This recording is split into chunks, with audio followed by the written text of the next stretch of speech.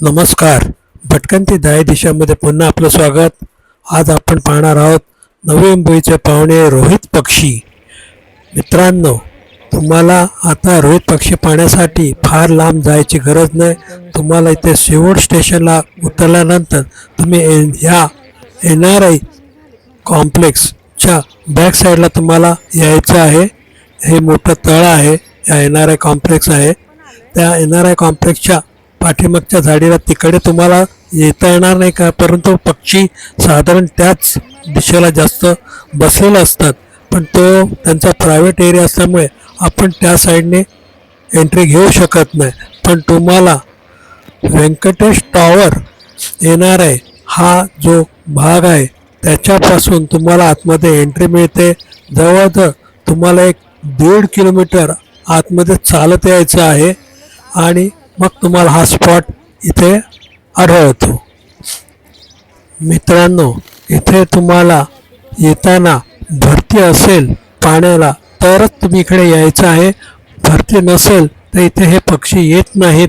त्यामुळे ही एक काळजी प्रकर्षाने घ्यायला हवी. आणि भरतीच्या सुरुवातीसच इकडे हे पक्षी उतरायला सुरुवात होते. आज 12च्या सुमाराला, 11-12:30च्या सुमाराला ही भरती होती. परंतु मला इथे येण्यास थोडासा उशीरच झाला. मी 2 वाजल्यापासून इथे आलो. त्यामुळे मला पक्षी येतानाचे मला व्यवस्थित फोटो काय टिपता आले नाही. तरीसुद्धा काही वेळानंतर मला तिथे हे पक्षी येताना पाहावयास मिळाले. आणि मित्रांनो, काय सांगू, तो नजारा काही औरच असतो. ज्याच्या भाग्यात असतं त्याला ते मिळतं. त्यामुळे पक्षी येतानाच जे तुम्हाला दृश्य बघायला मिळतं ते अलौकिक दृश्य आज मला चुकलं.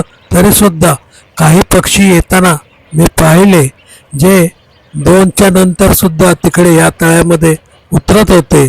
त्यामुळे तो एक छोटासा आस्वाद मला घेता आला. परंतु जर तुम्ही अगदी सुरुवातीला जर आलात तर तुम्हाला हे तळं पूर्णपणे 1000-2000 पक्षी जेव्हा एका लाईनीत येऊन उतरतात ते पाहण्याची मजा काही औरच आहे. आणि ते पाहण्यासाठी तुम्हाला लवकरात लवकर तिथे भरतीच्या वेळेला यायला हवं. आणि तुम्ही तिथे पेशन्सली तुम्ही हे पाहायचं आहे. नवी मुंबईला ही नैसर्गिक गोष्ट लाभलेली आहे. त्यामुळे ह्याचं कौतुक व्हायला हवं. आणि मुंबईपासून नवी मुंबई काय फार लांब नाही आहे. त्यामुळे कोणी इथे एक अर्धा-पाऊण तासात तुम्ही तिथे पोचू शकता. शिवूर स्टेशनवरनं तुम्हाला रिक्षा मिळतात. तुम्ही त्या रिक्षावाल्याला व्यंकटेश टॉवर सांगायचं आहे. व्यंकटेश टॉवरला आल्यानंतर तिथे कोपऱ्यावर तुम्हाला तिथे शासनाने खास 4 पोलीस ठेवलेले आहेत की जेणेकरून लोकांनी तिथे ड्रोन उडवून ह्या पक्ष्यांना त्रास देऊ नये किंवा काही जास्त आवाज करू नये म्हणून तिथे हे सगळं मेंटेन केलेलं आहे शासनाने. आणि तुम्ही इकडनं जेव्हा 1-1.25 किलोमीटर जेव्हा चालत ह्या पक्ष्यांच्या जवळ येतात तेव्हा जो नजारा पाहण्यासारखाच आहे. तुम्हाला इतक्या जवळून मला वाटत नाही की फॉरेनमध्ये सुद्धा आपल्याला इतक्या जवळून पक्षी पाहायला मिळत असतील. इतक्या जवळून पक्षी आपल्याला इकडे या नवी मुंबईच्या व्यंकटेश टॉवर म्हणजे NRIची बॅक साईड तुम्ही म्हणू शकता. इथे तुम्हाला हे सुंदर असे पक्षी पाहावयास मिळतील. आणि ह्याकरता तुम्हाला मंथ मात्र एप्रिल-मे हाच निवडावा लागेल. कारण त्याच्या अगोदर इकडे हे पक्षी त्या एवढ्या संख्येने इकडे येत नसतात. आणि मित्रांनो, पक्षी निहाळणं हे एक पेशन्सचं काम आहे. तुम्हाला खूप त्यांच्यासाठी चिकटून एका जागेवर बसावं लागतं. त्यांना डिस्टर्ब होणार नाही अशा हिशोबाने तुम्ही हे पक्षी जवळून निरखू शकता. तुमचा आवाज होता नाही, त्या आवाजाला ते थोडेसे बाचकतात. परंतु इथे जवळ मी आलो तेव्हा एका थिएटरमध्ये मावतील एवढे प्रेक्षक बघायला होते. आणि त्यांचा आवाज चिवचिवाट असूनसुद्धा ह्या पक्ष्यांना ती सवय झालेली होती कारण मी आलो, हा सरते शेवटचा सीझन आहे, तेव्हा त्या पक्ष्यांना पण ती सवय झालेली असावी. इथे काही असे मध्ये मिडलँड आहेत की जिथे तुम्ही छानपैकी बसून, परंतु उन्हाचा तडाखा इतका सुपर असतो की तुम्हाला छत्री बित्री काहीतरी असं बरोबर आणणं गरजेचं आहे. तिथे झाडं फारशी नाही आहेत आडोशाला तुम्ही बसू शकाल अशी, आणि जी आहेत ते झाडं ते येणाऱ्या कॉम्प्लेक्सला लागून आहेत, आणि तिथे का आपण जाऊ शकत नाही. तुम्हाला विरुद्ध बाजूने येऊन ही सगळं नजारा पाहायचा असतो. अतिशय सुरेख असं जवळून तुम्हाला हे सगळं पाहावयास मिळतं. याचं प्रत्येक बिहेवियर तुम्हाला बघायला मिळतं. हे पक्षी पाहण्यासाठी वाशी ब्रिजच्या खालून काही लॉन्चेस सोडल्या जातात, त्या ऐरोलीपर्यंत जातात, परंतु तुम्हाला तिथे कांदळवनात हे जे पक्षी पाहायला मिळतात ते लांबून पाहावे लागतात, इतक्या जवळून बघता येत नाहीत. तुम्ही जर लॉन्च त्यांच्या जवळ नेले तर पक्षी उडून जाऊ शकतात, त्यामुळे लॉन्चवाला तुम्हाला जास्त जवळून दाखवू शकत नाही. परंतु हा एक असा स्पॉट आहे इथे तुम्ही पायी पायी तुम्हाला 1.5 ते 2 किलोमीटर चालावं लागतं, परंतु तुम्ही इतक्या जवळून सुंदर असे हे पक्षी निहाळू शकता. मित्रांनो, हा स्पॉट सुद्धा मला अगदी सहजासहजी मिळाला नाही. मी ह्याआधी करावे बीच, दिवाळा आणि बऱ्याच ठिकाणी मी फिरलो, परंतु मला पक्षी काय आहे पाहायला मिळत नव्हते.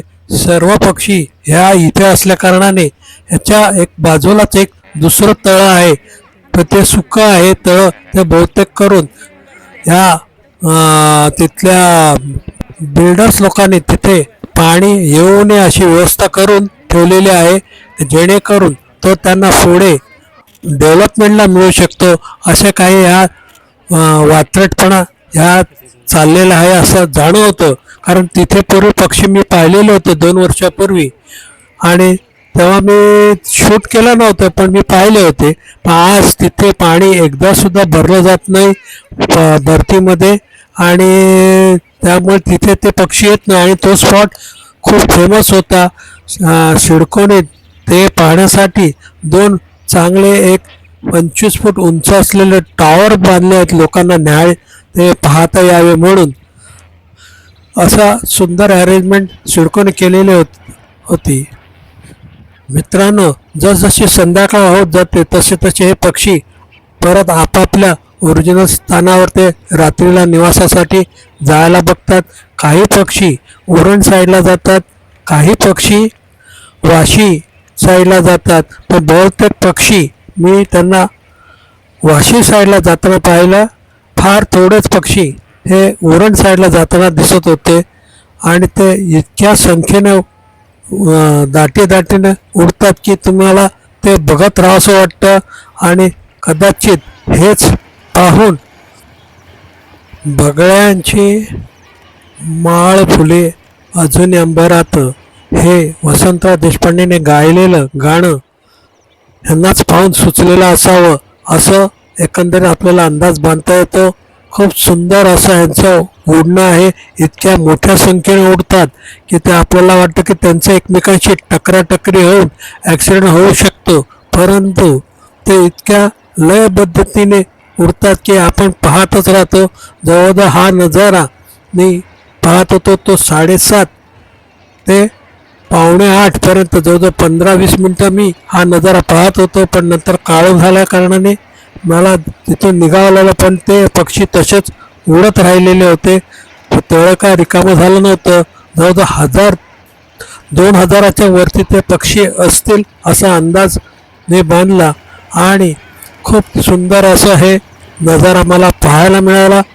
आणि दुपारी 2 ते रात्री 8 वाजेपर्यंत मी हा नजारा पाहत होतो. एक अख्खा सुंदर असा सिनेमा झाला माझ्यासाठी हा, आणि छान वाटलं पक्षी पाहायला. अतिशय सुंदर असं जवळच असलं हे लोकेशन असल्या कारणाने मी सगळ्यांना आवर्जून आग्रहाने सांगेल की तुम्ही यावर्षी जरी नाही पाहिलं तरी पुढच्या वर्षी तुम्ही नक्की इकडे भेट द्या.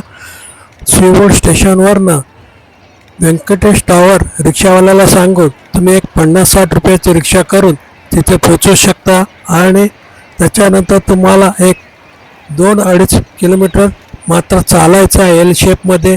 ह्या तळ्याची रुंदी अर्धा किलोमीटर बाय 1 किलोमीटर तरी असावी अशी माझा अंदाज आहे. त्यामुळे तेवढं अंतर तुम्हाला गोल राऊंडमध्ये त्याला काटावं लागतं आपल्याला, आणि जेणेकरून तुम्हाला ह्या किनाऱ्याला येऊन बसून हा नजारा सगळा पाहायचा आहे. अतिशय सुरेख असं हे दृश्य मी पाहिलं आणि मन तृप्त झालं.